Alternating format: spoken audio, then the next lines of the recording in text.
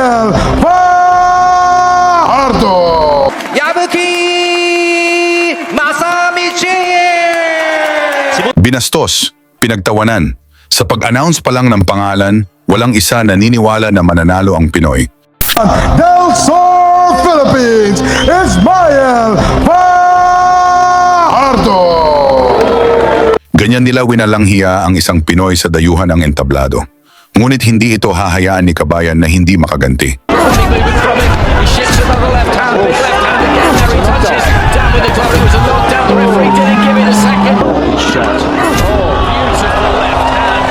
Usapang boxing, palitan ng mga malalakas na kamao. Ito ang halimaw mula Mindanao. At hindi ito pumapayag na walang ganti pag binabastos.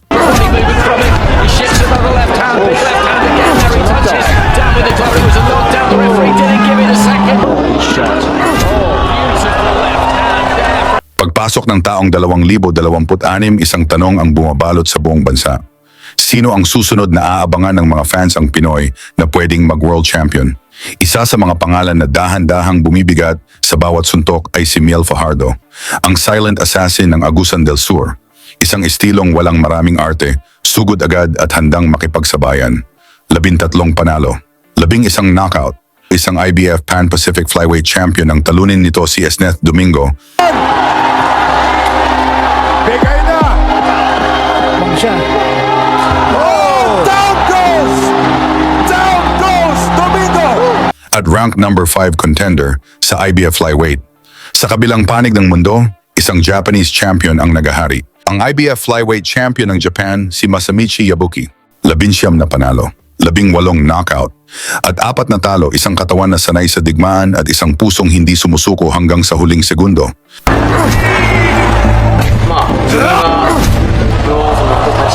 Nagmula ito sa panalo kontra kay Felix Alvarado kung saan pinasuko nito sa round 12 para sa depensa yung IBF title ni Yabuki, kung saan pinasuko nito sa 12 rounds.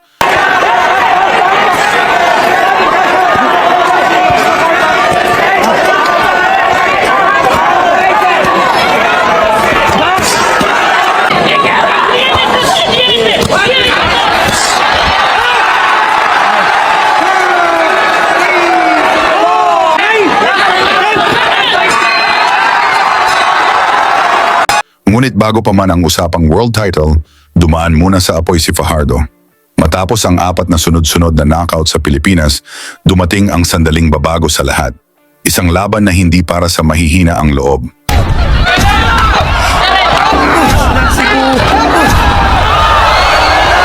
Lumipad ang kampo ni Fajardo sa Dubai. Neutral ground pero hindi patas. Sa tapat niya, ang alaga ng 2 division world champion na si Marcos Maidana, ang ipinagmamalaki ng top-rank promotion ni Bob Arum, ang sinasabing future world champion, isang undefeated na knockout artist mula Argentina na si Agustin Mauro Gauto. Bit-bit ang 17 panalo, 13 knockouts, walang talo.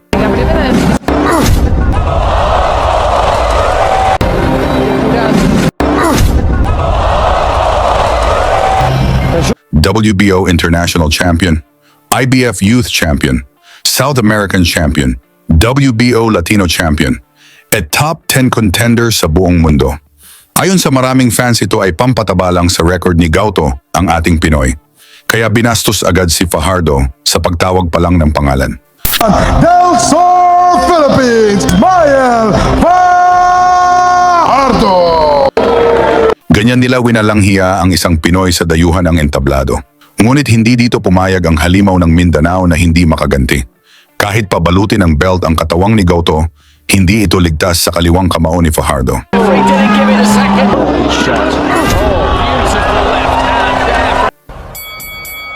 Round 1. Walang intro, walang sukat-sukat. Agad na nagbanggaan ang dalawang mundo. Bigat laban sa bigat. Tapang laban sa yabang.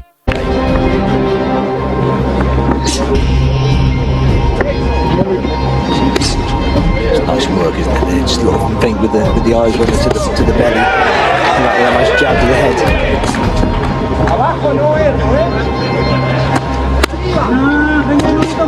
Shot there. The left hook there, did as well with the second attack. I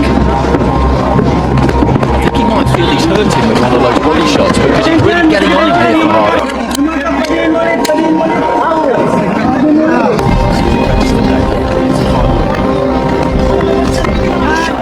Well, Pick mo, yan o. Wala nang depensa o. Pick mo. Pick mo right up.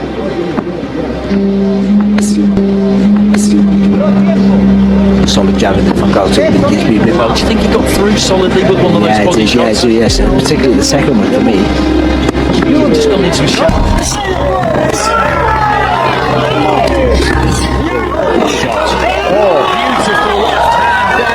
At sa gitna ng palitan, isang kaliwa ang pumutok.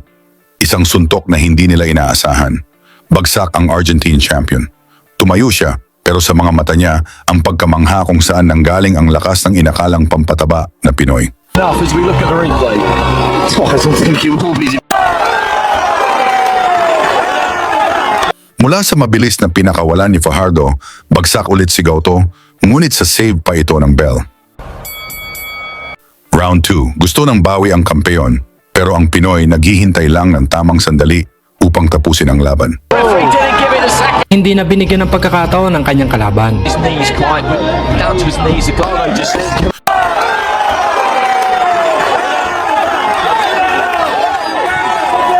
Here, which could be a problem. Good upper body movement from him. He shifts another left hand. Big left hand again. There he touches. Down with the glove. It was a knockdown. At nang dumating iyon, sunod-sunod na kaliwa ang pinakawalan, bagsak ulit si Gauto. Tumayo pa, pero bistadong lutang na ang kaluluwa. Just so fragile in there at the minute. That's the problem. He's letting his own hands go. He's showing a ton of bravery and heart in there. But every time he gets hit clean, he's going to go down. And he's going to get hit clean because he's wide open at times. What's the referee doing? The referee's given it extra time there. He missed the knockdown. There was a touchdown where the punch he missed. And then he was put down. Just looking for that left hook. Every single time he can throw it, he is throwing it. Dipping low at the waist there. Touches down with the glove again and the referee doesn't see it. That's another knockdown. There's been about 4 knockdowns in this round. It's tremendous action, it really is. It is. It's superb. It is. It's superb. 1 minute 40. Leading at round 2. Shots. Tremendous action, it really is. It is. It's superb. 1 minute 40. Remaining in round 2. It's shots. Isang huling buhos ni Fajardo. Bagsak ulit si Gauto. Isang malinaw na mensahe na mali sila sa kanilang binastos na Pinoy. Let's count him this time. Argentinian court. I don't really know how much more of this I would need to see.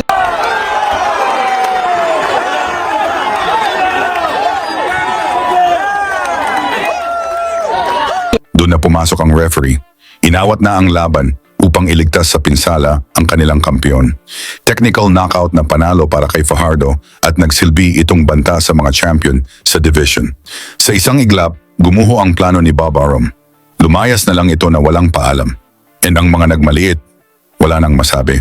Ngayon ang tanong, handa na ba siya sa mas malaking digmaan? May tsansa kaya siyang maging world champion? Ilagay ang opinyon ninyo sa baba. Isama ninyo ang inyong lugar. Tingnan natin kung hanggang saan na umabot ang suporta ng mga Pinoy sa laban ni Miel Fajardo kontra sa IBF champion na si Masamichi Yabuki ng Japan.